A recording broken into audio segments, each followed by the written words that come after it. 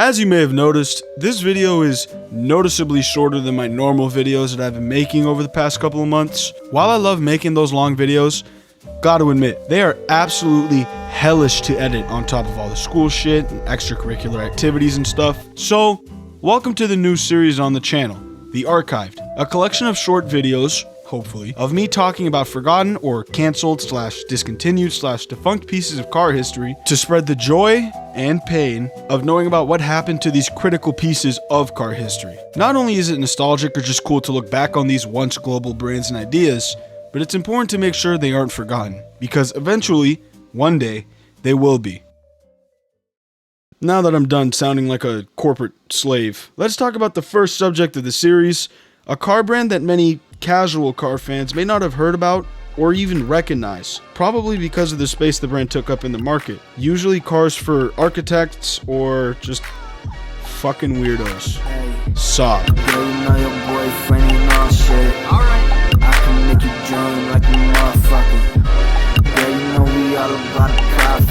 Saab's roots, if you don't know them already, are just like the company itself. Weird. 1937, Sweden's in Europe, and if you know a titty damn about Europe in the late 1930s, you'd know that bad times were ahead on the horizon. Swedish people knew this too, and so, in 37, the Svenska Aeroplan, fuck off, that was founded. Its only reason for existence? Making planes for the Air Force. In 45, right after Big H&M got clipped, twice, Saab began working on a car, and, as the Nordics do, named it after a DNA strand. Soon after, they shortened the name to just 92 and turned it from a prototype to a production model in December of 1949. If we're being frank, pretty much all of Saab's models before 1968 are boring, because they're all the same. Other than this one, which is literally just looks like a Swedish Cobra. At least the first version of it. Also, little note to put into perspective how boring these cars were. You know the seatbelt in your car like right now? That's called a 3-point seatbelt. And it's also why your top half doesn't rip off from the rest of you in an accident, unless you try harder. One of the many inspirations for the 3-point seatbelt came from these Saabs and the option to have over-shoulder belts installed. One of the most iconic parts of these cars, and Saab, and even more broadly Swedish cars in general, is their safety. That's how boring they were. Back to 1968, Saab saw that the 9.2 and all its little cousins were getting up there in age. A shakeup was needed to keep the brand alive, and it would be really cool if it did stay alive. In comes the Saab 9.9.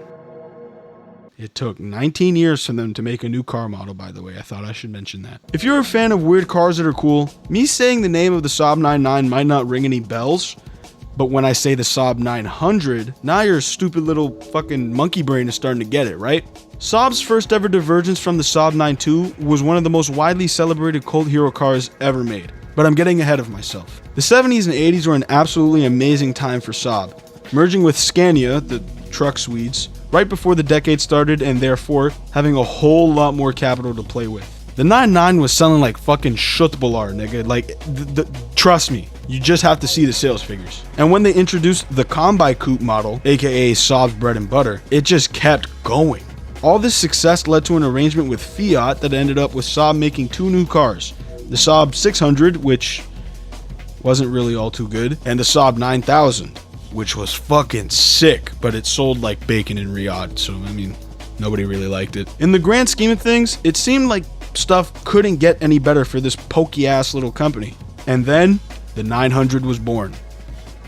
As well as the 90 or 90, but that's just a diet version of the 900.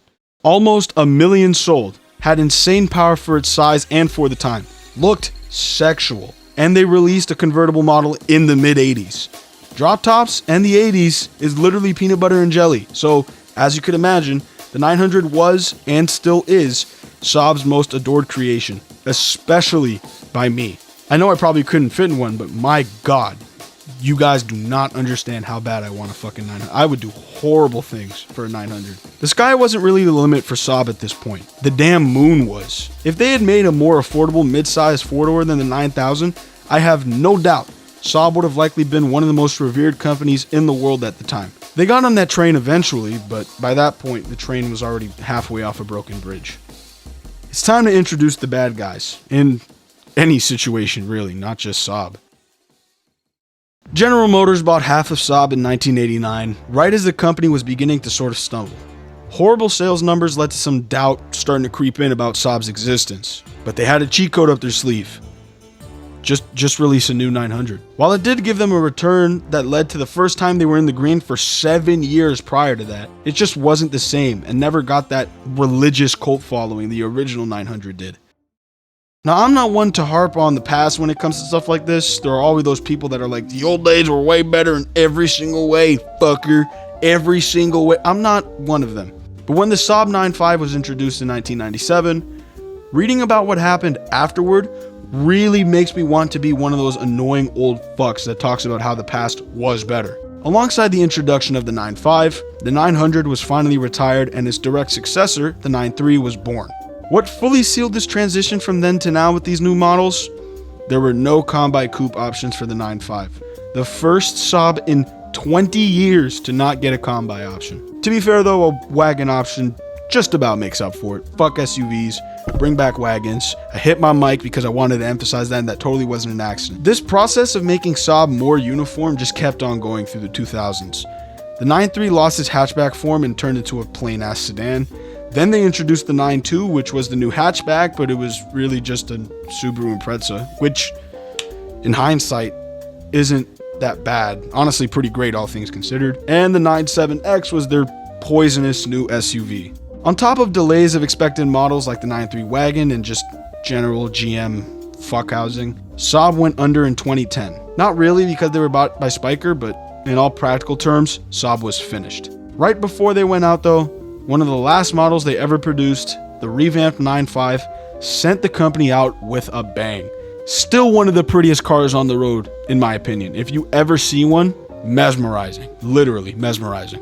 With the tragedy of Saab now explained, it's time to explain why Saab was and is so loved. Why I decided to dedicate it for my first video of this series, the pilot for it. Saab, as I said at the start of the video, was fucking weird.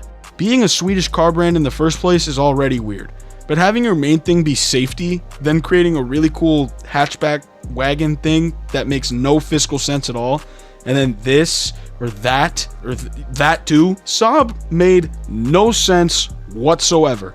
The market they tapped into didn't exist prior to them being founded, barely existed when they existed, and sure as fuck doesn't exist now. And that's why I, among many others, love them so much. Saab made cars for people who were off kilter. Not in a performative book bag, Jnea Eiko listening way, but for people who were just different. That stereotype of architects liking Saab. Can you name me one famous architect at all? And if you can you tell me something normal they've designed over the years? The answer for 99.7% of people out there is no. And if you're one of those 0.3, you're fucking weird. Buy a Saab. That's who Saabs are made for. Weirdos. Another reason why Saab was so loved was just how potent their cars were. It cannot be understated how fast Saabs were. The last gen 9.5 with the 2.8 liter V8 makes 300 horsepower and 300 foot-pounds of torque. For my non-car loving IRL friends, hi, if you made it this far, it's me. Again, sorry. The car you drive likely has around 170 to 230 horsepower. And that's today. The 9.5 came out in 2012 at the latest. The 900's top model, the Turbo 16, had 175 horsepower in the mid-80s. I know it doesn't sound crazy, but taking into account it's a hatchback from 1987 or whatever the fuck, having modern car horsepower numbers is just insane in an engine as small as the 4-banger in that 900. These things were punchy, so unsuspecting that when they jump you off the line, you'd actually wonder, like childlike wonder, how the fuck it got there that fast. And that unsuspectedness is why Saab is so great. They were the underdogs of the car world. Not from the most prestigious vehicle manufacturing country, not the most storied history, nor the fastest cars ever made. But when you saw one, whether you were in the know or not, you had no idea what to expect from it. And to think this all started because of Hitler. OXY is that beat the alliance. She asked me what I want, and this is what my reply is. Can you suck my dick in the back? You the finest. She's like, you the trick.